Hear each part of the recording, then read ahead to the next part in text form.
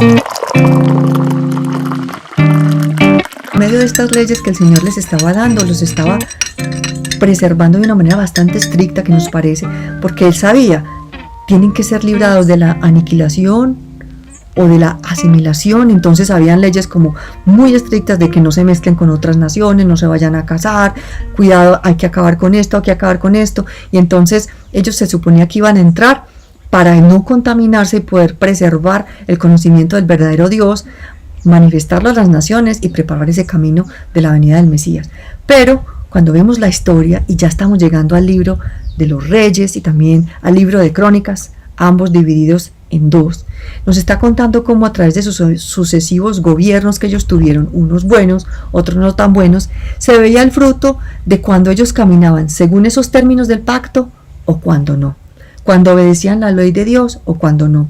En unos casos estaban floreciendo, prosperando, eran librados de sus enemigos. En el caso contrario, cuando se apartaban de Dios, las cosas les salían mal, había injusticia social, había idolatría, había toda esa espiral de muerte de la que inicialmente el Señor les había estado hablando desde el principio, de que debían ser preservados. El rey más maravilloso de la historia de Israel es el rey David, de quien Dios anunció que iba a venir más adelante el Mesías. Sin embargo, su hijo Salomón comienza bien, termina mal, y el pueblo a consecuencia de esto se divide.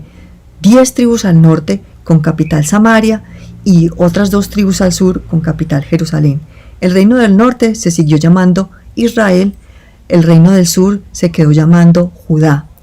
Ambos reinos, los del norte y los del sur, tienen distintos reyes y siempre Dios los está comparando. Venga, ustedes no me obedecieron, no llevaron al pueblo por el buen camino como David.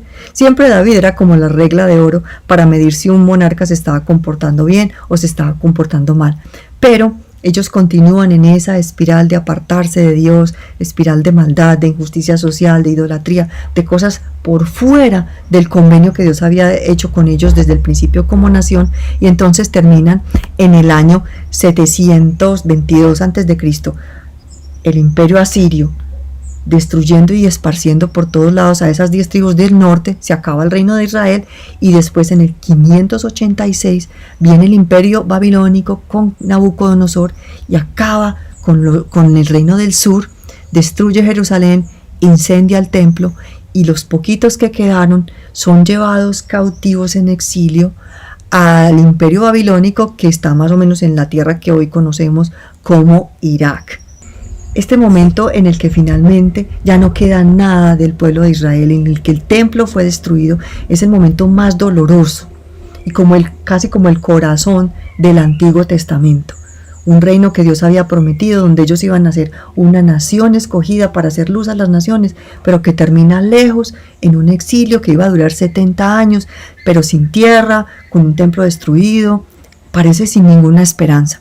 Sin embargo, a los 70 años, ya ha caído el imperio babilónico bajo el poder de los persas, de lo que hoy conocemos como Irán, y estos persas, entre ellos se levanta Ciro, rey de Persia, un rey muy famoso, que les permite a los pocos que quedaron regresar a la tierra de Israel y comenzar a reedificar nuevamente el templo y la ciudad.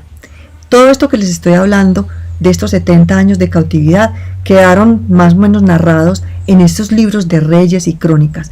Reyes nos cuenta hasta antes, cuando ya son destruidos y van a salir en esa cautividad hacia Babilonia, y Crónicas nos está contando la historia para aquellos que ya van regresando. Miren, les volvemos a contar estos reyes y este pueblo cómo se portó para que nosotros, al entrar de nuevo, ahora que nos están dando permiso de entrar a restaurar todo, no vayamos a hacer lo mismo, a cometer los mismos errores que cometieron nuestros antepasados. Recordemos cuáles fueron las normas de ese pacto con Dios, qué reyes se portaron bien y cuáles no, y hagamos las cosas correctamente.